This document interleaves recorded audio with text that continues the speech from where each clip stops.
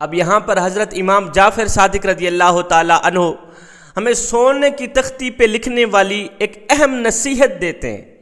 حضرت امام باقر رضی اللہ تعالی عنہ کے بیٹے حضرت امام جعفر صادق رضی اللہ تعالی عنہ فرماتے ہیں کہ میں نے اپنے بابا سے سنا، انہوں نے اپنے بزرگوں سے سنا، وہ فرمایا کرتے تھے کہ جب آپ کا بچہ 10 سال کا ہو جائے، جب وہ لکھنا پڑھنا سیکھ جائے تو اپنے بچے کو ہر کسی کے حوالے کر دینا، کوئی بات نہیں، لیکن 5 لوگوں کے حوالے کبھی بھی نہ کرنا۔ اپنے بچے کو 5 لوگوں کے قریب بالکل ہی نہ جانے دینا۔ خبردار، اگر تم نے اپنے بچے کو ان 5 لوگوں کے حوالے کر دیا، 5 لوگوں کی صحبت میں بٹھا دیا، تو یاد رکھنا تمہارے بچے تباہ و برباد ہو جائیں گے، تمہارے بچوں کا مستقبل برباد ہو جائے گا، تباہ ہو جائے گا۔ پوچھا گیا حضرت وہ 5 لوگ کون کون سے ہیں؟ اب حضرت امام جعفر صادق رضی اللہ تعالی عنہ نے ان 5 لوگوں کے نام بتائے۔ آپ نے فرمایا، نمبر 1، کفن فروش کے حوالے اپنی اولاد کو نہ کرنا۔ نمبر 1، اپنے بچے کو کفن فروش کے حوالے نہ کرنا، کیونکہ ساری دنیا امت مسلمہ کی لمبی عمر کے لیے دعائیں مانگتی ہے، لمبی زندگی کے لیے دعائیں مانگتی ہے، مگر سنو، دنیا میں واحد ایک کفن فروش ہے یا کفن چور ہے جو امت کے مرنے کی دعائیں مانگتے۔ ساری دنیا امت کی لمبی عمر کے لیے دعائیں مانگتی، مگر ایک کفن فروش ہے جو امت کے جلد مر جانے کی دعائیں مانگتا ہے۔ بغداد شریف میں ایک نیک خاتون رہا کرتی تھی، اتنی نیک تھی، پاکیزہ خاتون تھی، راتوں کی تنہائیوں میں اٹھ کے قرآن پڑھا کرتی تھی، راتوں کی تنہائیوں میں اٹھ کے اللہ کو سجدے کیا کرتی تھی، دن کو قیام کرتی، دن کو روزہ رکھتی، ساری رات قیام کیا کرتی تھی۔ وہ اتنی نیک خاتون تھی کہ جب بھی بغداد میں کوئی قحط سالی پڑ جاتی، بغداد میں بارش نہ آتی، تو لوگ جاتے اس نیک خاتون کے پاس جا کر دعا کرواتے۔ ابھی اس کی دعا ختم نہیں ہوتی تھی، بارش پہلے برسنے شروع ہو جاتی تھی۔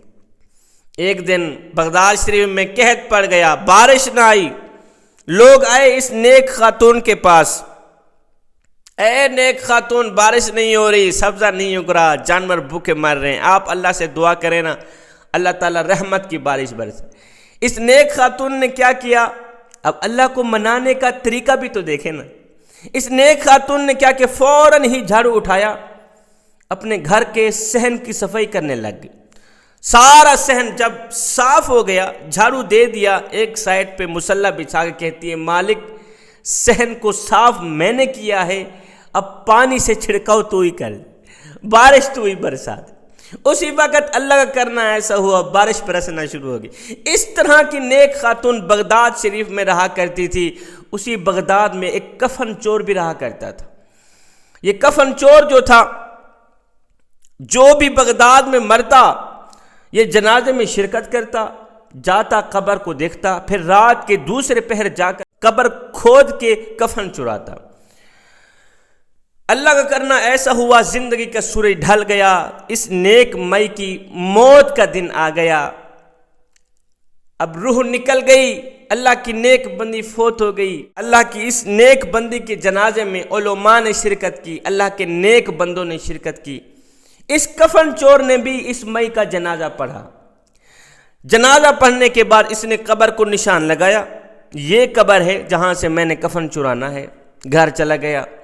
جب رات کا دوسرا پہر آیا، توجہ سے سنیے گا، یہ کفن چور قبرستان میں آیا، جاؤں کفن چرا کے آؤں۔ اس نے قبر کھودی، قبر کھودنے کے بعد جب اس نے اپنا ہاتھ قبر کے اندر ڈالا، جب کفن کو پکڑا، قبل اس کے کہ یہ شخص کفن کو پکڑتا، اس نیک خاتون نے اس چور کا ہاتھ پکڑ لیا۔ چور کا ہاتھ پکڑ کر کہنے لگی، واہ میرے کریم رب، ایک جنتی کا کفن چرا رہا ہے، اللہ اکبر۔ یہ چور تڑپ اٹھا، تڑپ کر کہنے لگا، او مائی تیرے جنتی ہونے میں تو کوئی شک نہیں ہے، تو جنتی ہی جنتی، کوئی شک نہیں۔ تیرے جنازے میں لاکھوں کروڑوں نے شرکت کی، سب تیری مغفرت کی دعا مانگ رہے تھے۔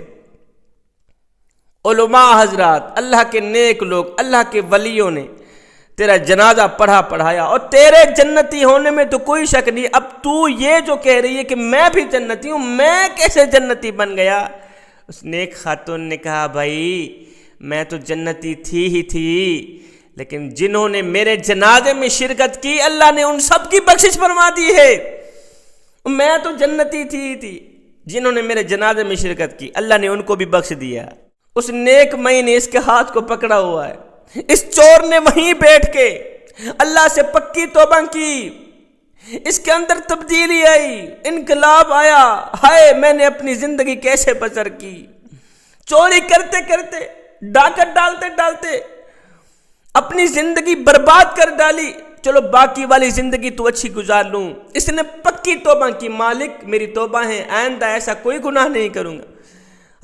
جب اس نے ہاتھ ڈالا تھا اس وقت یہ چور تھا، اب جب یہ توبہ کر کے اس نے ہاتھ باہر نکالا، نکالنے سے پہلے اب یہ چور نہیں رہا تھا، یہ اللہ کا ولی بن گیا تھا۔ فرمایا اپنے بچے کو کفن فروش کے حوالے نہ کرنا، کیونکہ کفن فروش امت کے مرنے کی دعا مانگتا ہے۔ نمبر 2، اپنے بچے کو سنار کے حوالے مت کرنا، کیونکہ سنار دھوکہ دہی سے پرہیز نہیں کرتا، سنار دھوکہ دینے سے، جھوٹ بولنے سے پرہیز نہیں کرتا۔ میرے نبی فرماتے ہیں کسی کو دھوکہ بھی نہ دینا، کسی کو دکھ بھی نہ دینا۔ کسی کو دھوکہ دے کر، کسی کو دکھ دے کر تجھے کیا لگتا ہے کہ تو ساری زندگی ایسے ہی مسکراتا رہے گا؟ پر میں نہ بندے نہ، بس وقت کے الٹنے کی دیر ہے، تیری باری بھی دور نہیں ہے، اس لیے کہ زندگی کے کسی نہ کسی موڑ پہ اپنا کیا آخر بھگت نہیں پڑتا۔ نمبر 3، اپنی اولاد کو قصاب کے حوالے مت کرنا، قصاب کی صحبت میں نہ بیٹھنے دینا، اس لیے کہ قصاب کے دل میں رحم نہیں ہوتا، قصاب پتھر دل ہوتا ہے، جب سے یہ زندے جانور ذبح کرتا ہے پتھر دل بن جاتا ہے۔ نمبر 4، اپنی اولاد کو گندم فروش کے حوالے نہ کرنا، کیوں گندم فروش ذخیرہ اندوزی کرتا ہے، حالانکہ اللہ کے نزدیک ذخیرہ اندوز بن کر حاضر ہونے سے کہیں زیادہ بہتر ہے کہ چور بن کر حاضر ہوا جائے۔ فرمایا نمبر 5، اپنی اولاد کو بے نمازی کی صحبت میں نہ بیٹھنے دینا، اپنے بچوں کو بے نمازی کے حوالے نہ کرنا، اس لیے کہ قیامت کے دن بے نمازی خود بھی جہنم میں جائے گا، اپنے یار اپنے دوستوں کو بھی جہنم میں کہیں نہ لے کے جائے۔ میں دعا کرتا ہوں مالک ہمیں نماز پنجگانہ با جماعت ادا کرنے کی توفیق عطا فرما۔